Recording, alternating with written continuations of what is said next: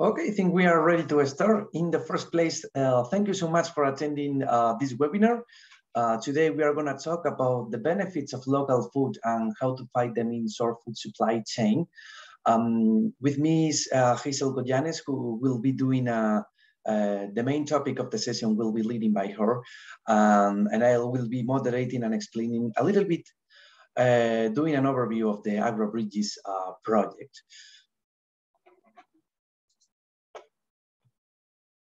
This is the agenda for today. In the first place, as I said, I will be giving the welcoming and presenting the agroBRIDGES project and the agroBRIDGES toolbox that is being developing within the initiative.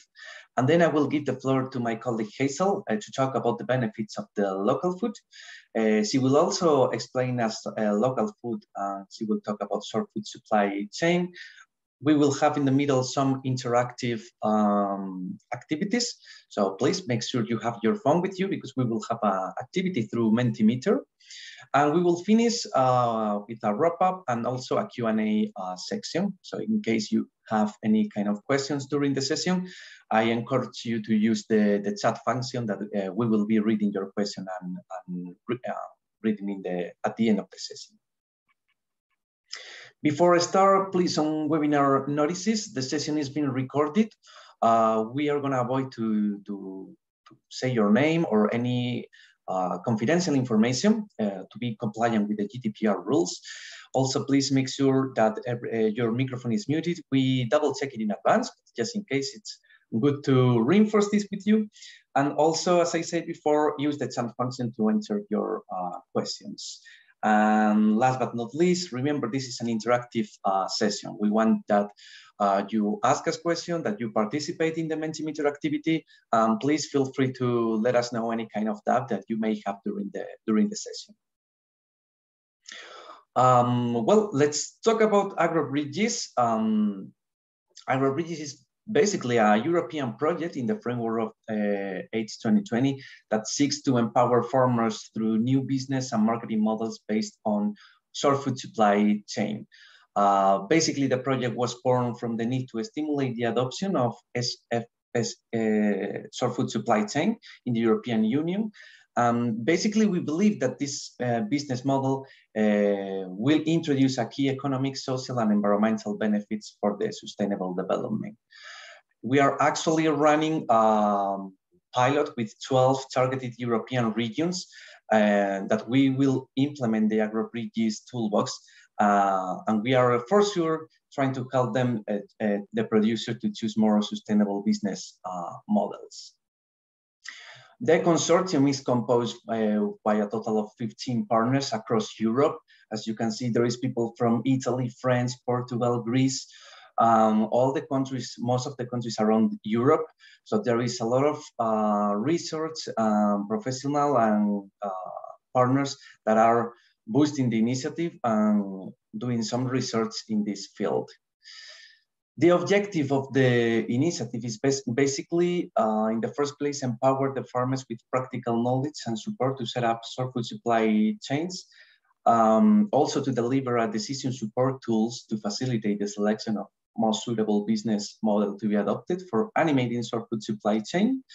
Establish regional and international multi-actor structure for stakeholders-driven development, testing, validation, and rollout.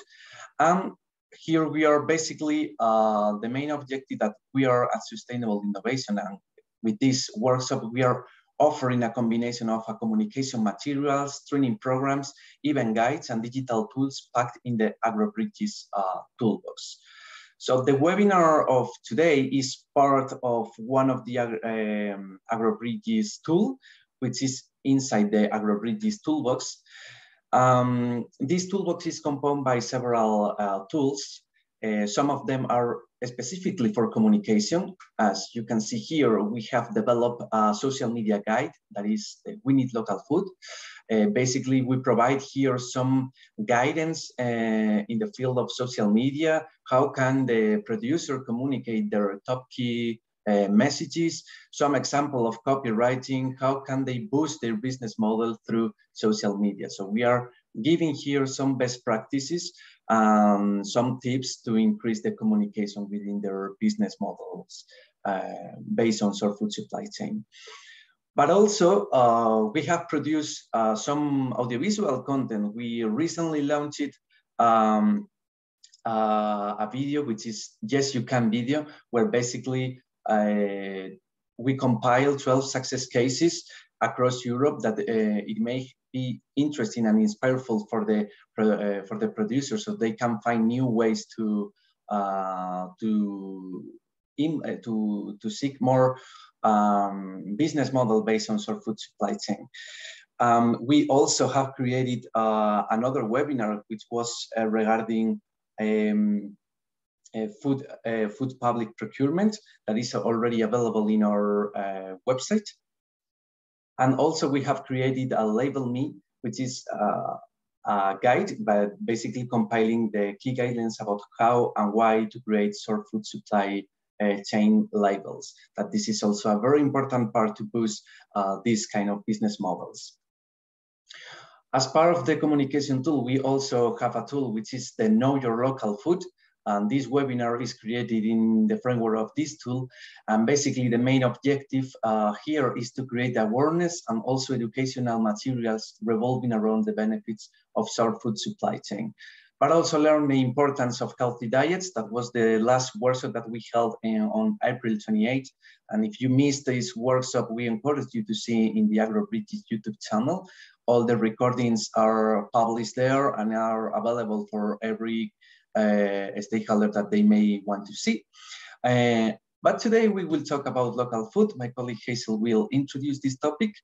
On the right side, you can see the handbook that we are developing as part of that educational materials.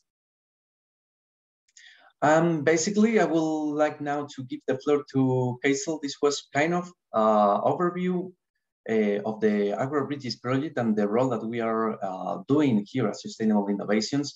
But now I would like to give the floor to Jeisel, who will be introducing the main topic of the session, which is benefits of local food. So Jeisel, the floor is yours.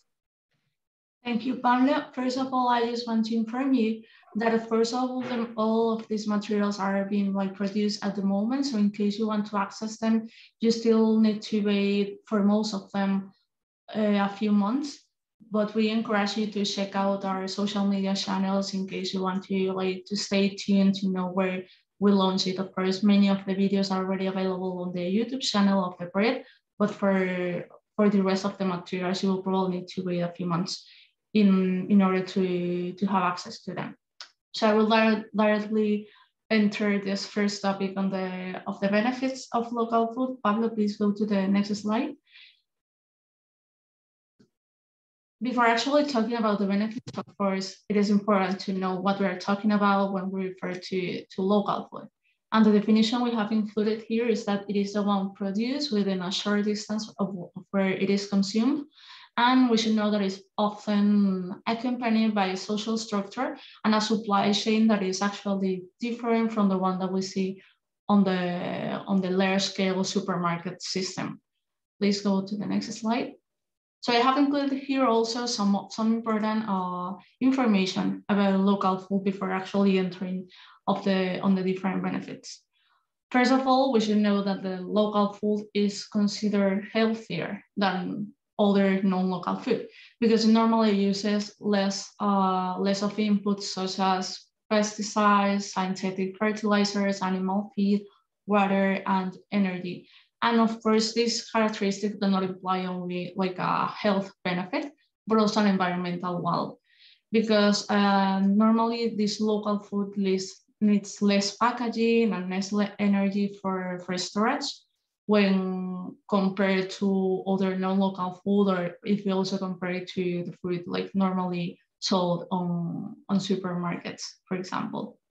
In the agroBRIDGES project, we have conducted a survey in different regions, and our findings suggest that the major motivation for consumers to buy this kind of local food from shared food supply chains is their quality attributes of the product in terms specifically of taste, freshness, and healthiness. And of course, we will also talk more about this in the following slides. But first, Pablo, go to the next slide.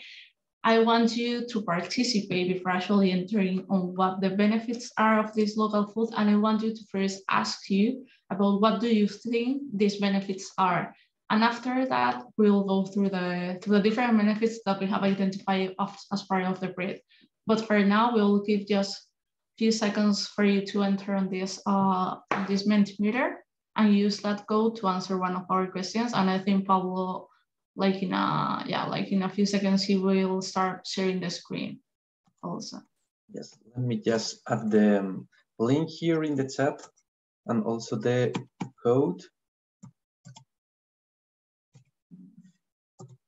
So there you have the information. Let me share the screen.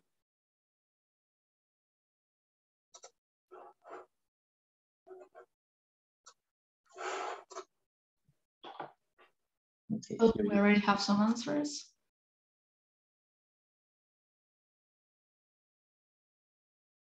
We're seeing locals, freshness, natural.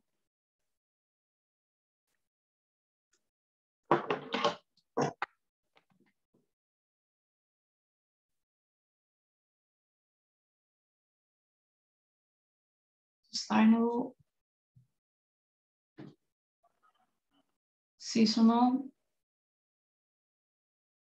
After this, we will, of course, see the final benefits that we have identified, but I want you to first have a look about what do you think about these benefits.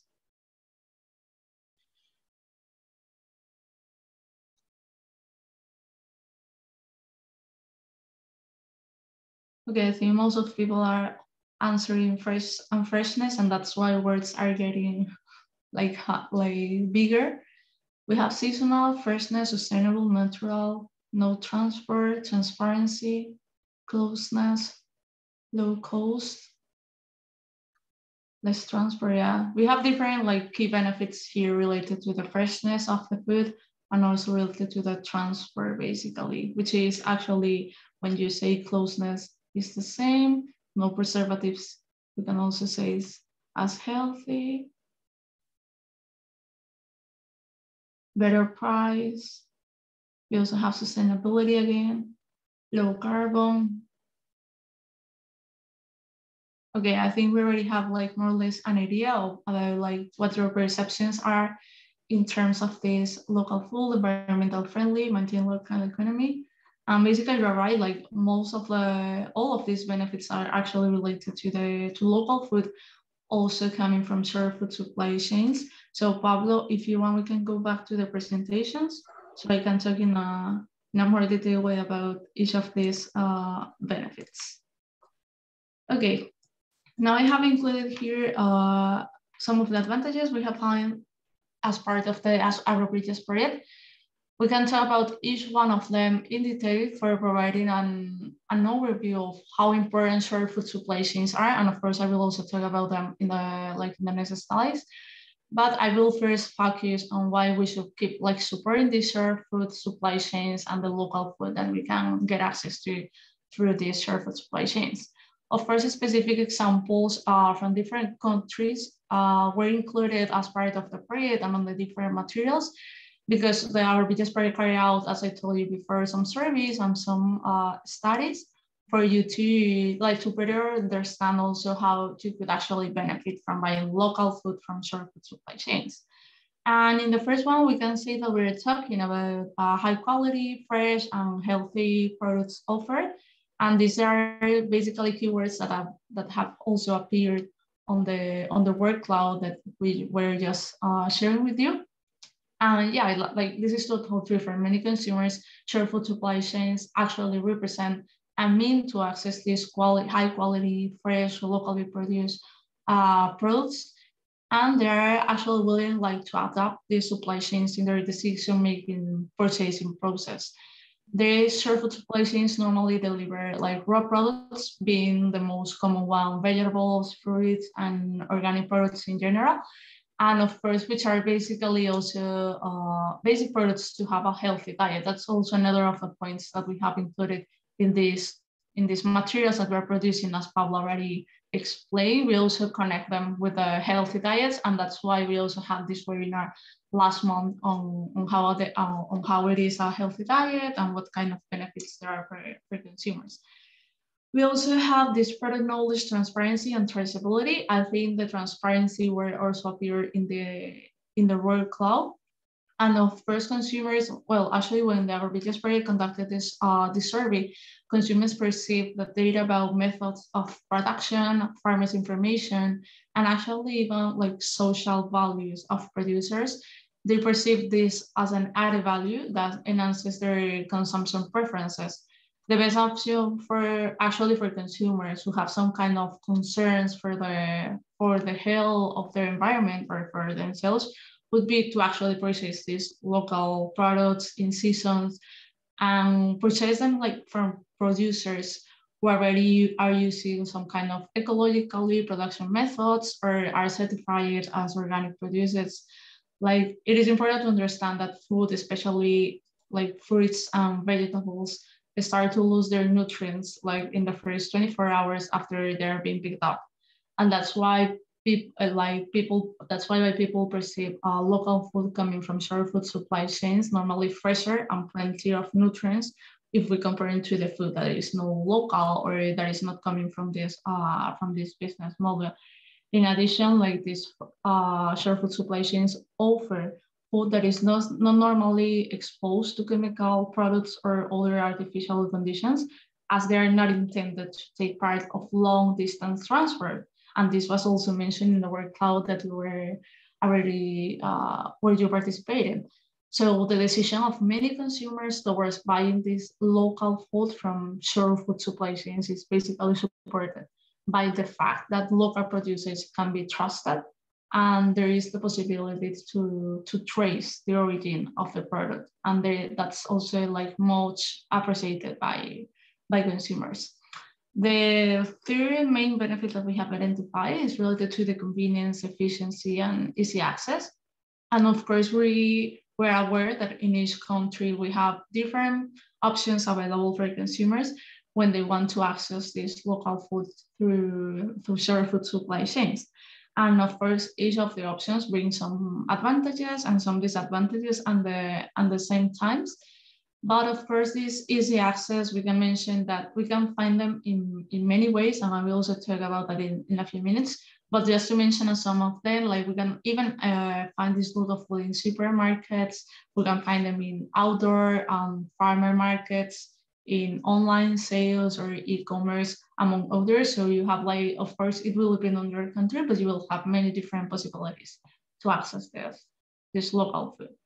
And the last benefit that we have identified is that there is some kind of a producer and consumer partnership and an agreement. And of course, these short food supply chains allow to create greater trust between producers and consumers and to strengthen the sense of community and participation. I have been previously talking about that already, like there is more trust, you can even know more about the food that you're actually buying.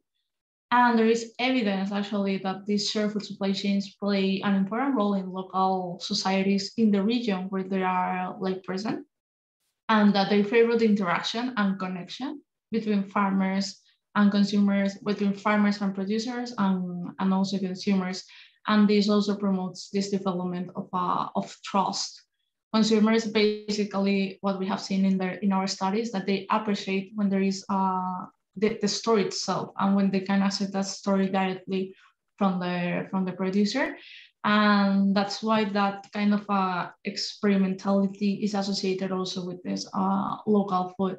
This storytelling is associated with the areas with tradition and culture, and normally producers are in some way proud of that kind of culture, and they actually want to maintain. So when they access local food, they have also access to this kind of storytelling of the process, of the story of the farmer, and they feel like more part of it.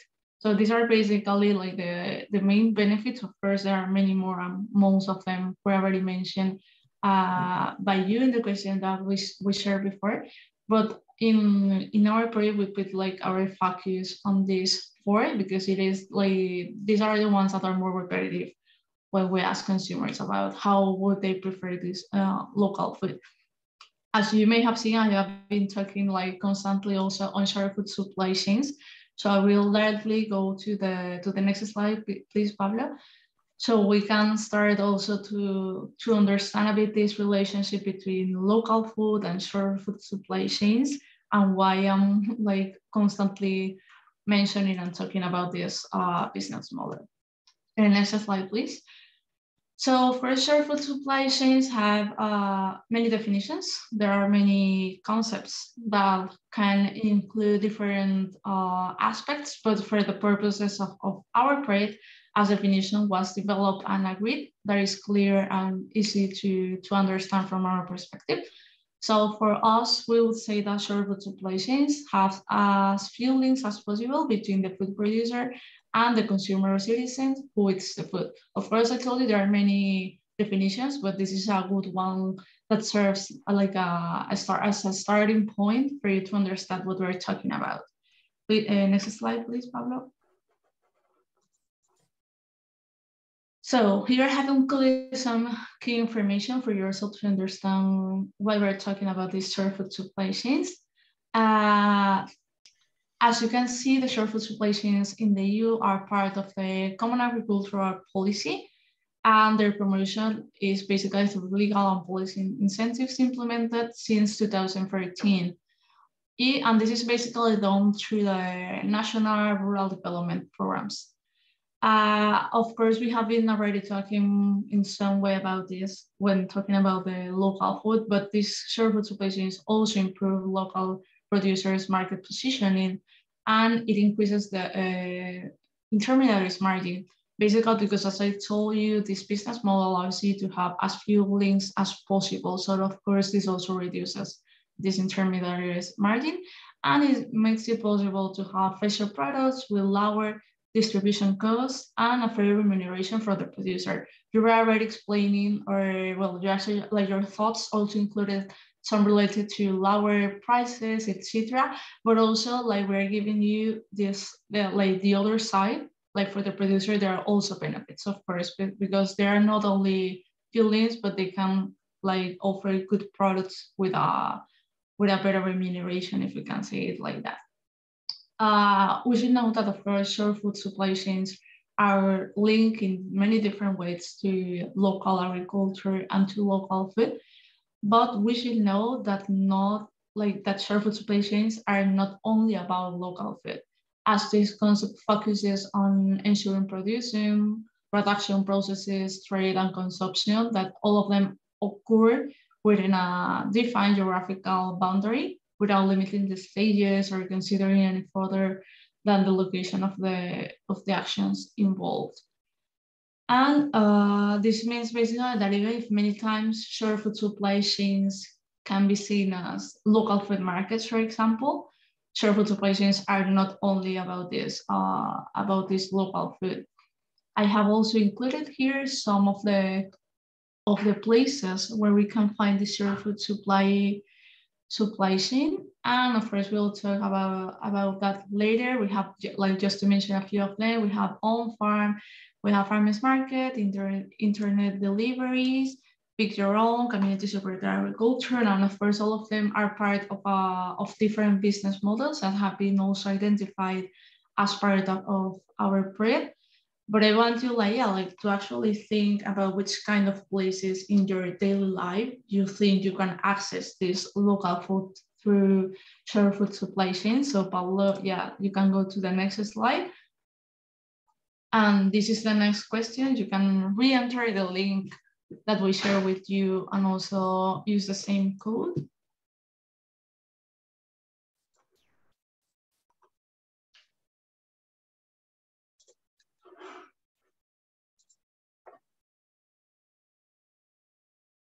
So where do you think you can find this local food that comes from short food supply chains? As I already mentioned a few of them, but I want you to think like in your personal life, if you have access, where you can find it. So we will also give just a couple of minutes for you to enter the answers.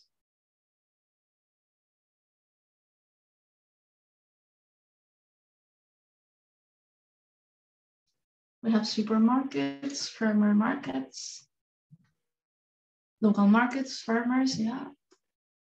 Market producers, local markets again.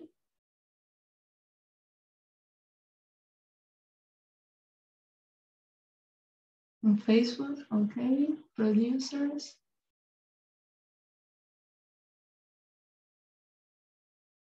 We'll just give a couple of minutes for the rest of you to participate.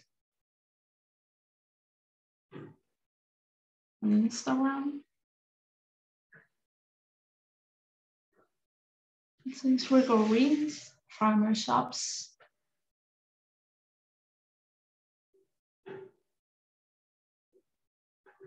On farm Facebook group.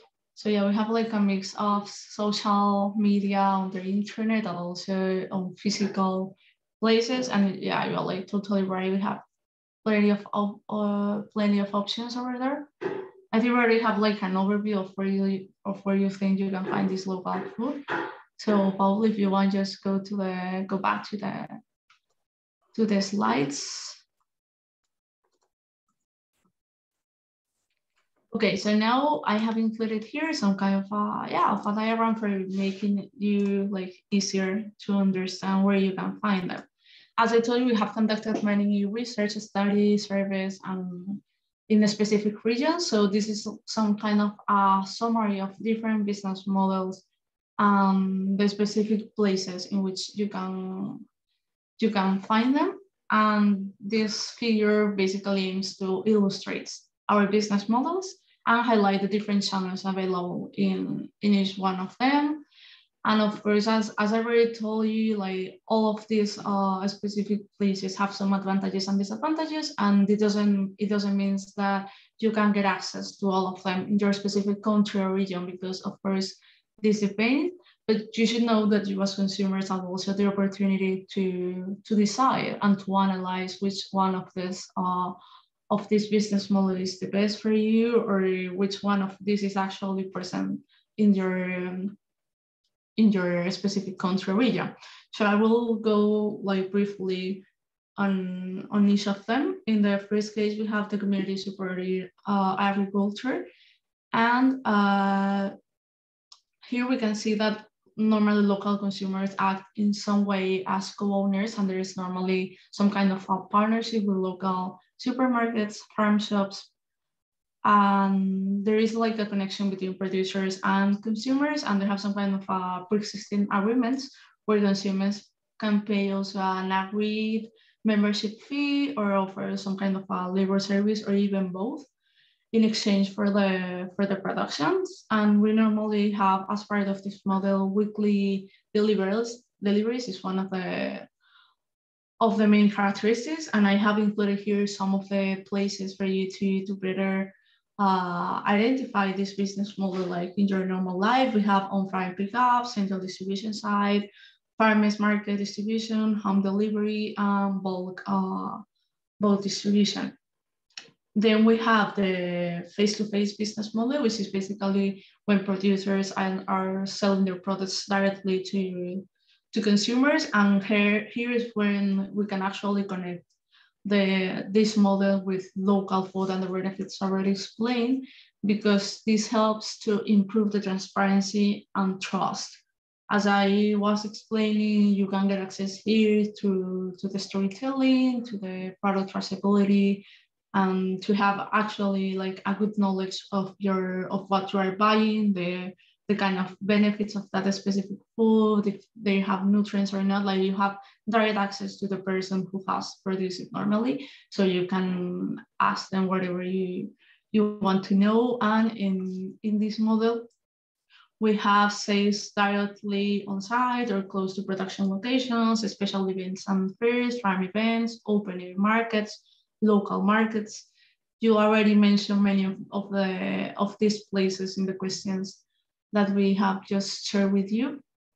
Then we have the third model, which is basically local food trade. And in this model, local products are available for customers with healthy and organic products at their convenience buying locations. So we can find here specialized stores and marketplaces, collective outlets, small specialized local shops, dedicated spot at supermarkets. And of course here, you cannot probably access this storytelling that I was talking about before, but you can also have a lot of access to the information of the product itself. So it also helps to be some kind of trust. Then we have the online food trade. And in this case, we can basically talk about online platforms for that trade and deliver these farming goods and help to ensure that citizens can access these local and natural goods from sustainable oriented and social oriented sources. And here we can also actually mention that there are some kind of subscription methods boosting engagement in place. Some of you may be familiar with them, some of you not, but it's good to know that you can have these options. And of course, here we can have e-commerce, pickup delivery boxes, delivery vehicles, collaboration with distribution and agents network. You already were actually also answering to the previous question, mentioning some kind of Facebook groups or Facebook or specific places, actually social media in general. And this can also be part, like social media websites can also be part of this model. Of course, many of them, there are like specific accounts, which rather than selling are promoting the goods. That's a way, but there are other kind of online stores that are allowed to sell products both on Instagram, on LinkedIn, well, actually LinkedIn, also on Facebook. And of course, it is a way to access them, but you can also access some kind of small shops already selling these kind of goods online. So you have many different possibilities or for you to access if you don't want to go or if you don't have time to go to an on-site place, you can also access this in an online way. And then we have the last business model, which is not that easy for consumers to understand, but it's basically the improved logistics one.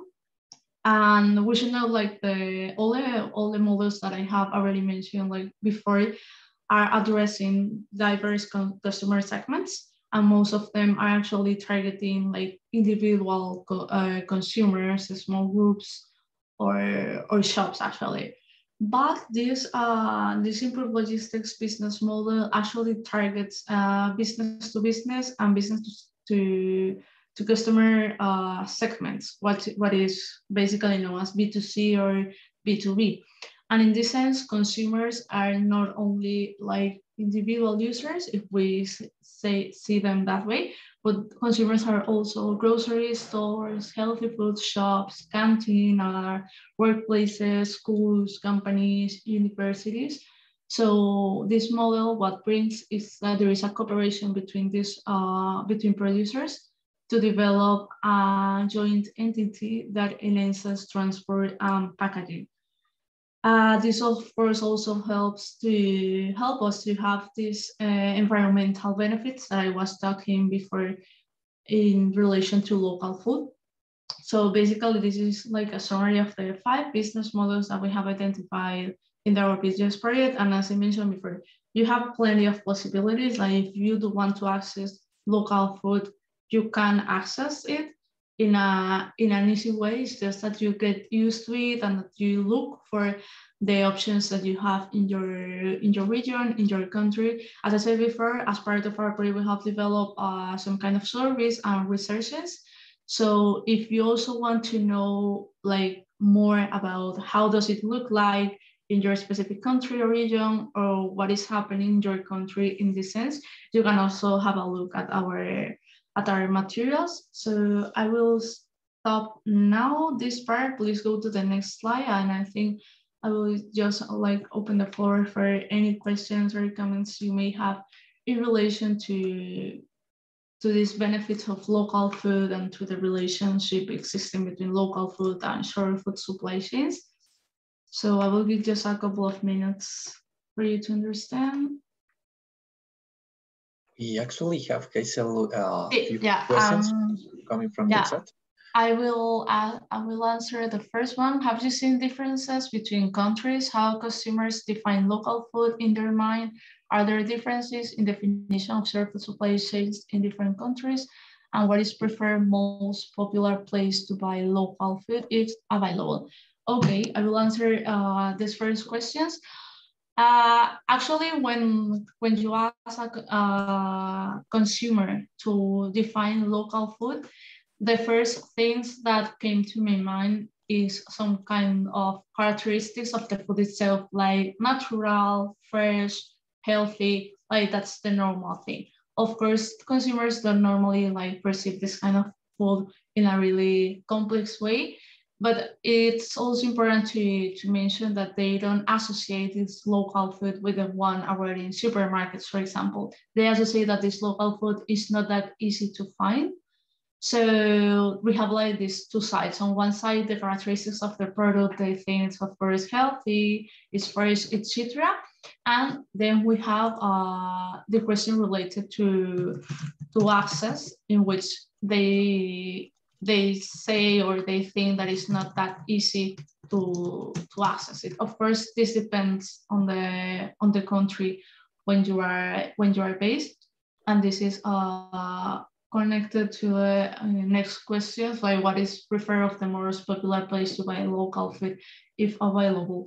I won't say there is like a specific place where that we can say it's like the most common one or something like that, because it totally depends on the regions and on the places where you live. Like we have seen that there are like small towns which have in some cases like access to these farms because they are close to their place, and they directly go to the farm and buy the local food and interact with the farmer, etc. But for example, in other like big cities, that is not like so common to see. So people tend to go to other markets, like small markets or specific shops that they already know are trying to, like are selling this kind of food. Of course, there are also like small companies that are implementing these delivery methods of fresh food directly from the farmer to your workplace, for example, or to your house. But it like absolutely depends on the country where you are based. So of course, like I cannot see the name of the person who have asked this, but if you want me, I can share with you after the webinar some kind of a follow-up email with the link to our website, etc. And when we have this the toolbox available, I can share it with you all so you can have access to the material and also to see like the specific information that is that actually corresponds to your specific country. So yeah, I think that's already answered. And then we have, do you have examples of business models based on short food supply chains? Yeah, actually the business models that I mentioned before, the five of them are totally related to finding local food in short food supply chains. Like those are the business models that we have identified as part of the project, which are basically the community supported agriculture, the face-to-face, the local food trade, the live food trade, and improved logistics. Of course, we could have missed something and left something out, but it's just like to have an idea about how it works and where can we find this food in our in our society. Actually, if you want to know more about these business models based on the short food supply chain, you can actually look in the agroBRIDGES project. There was more than 50 business models identified. And we also, as mentioned before, we developed a video that we can share with you in the chat, the link, where we choose the top business model from those 50 business models cases. So there is one per region, one in Spain, in Greece, across Europe. So you can find there with real images how is this business model operating. Yeah, I have just shared the link in the chat, so it's easy for you to also have an idea about success cases. Okay, I think we have answered the different questions. I don't know if there is any other question you would like to ask.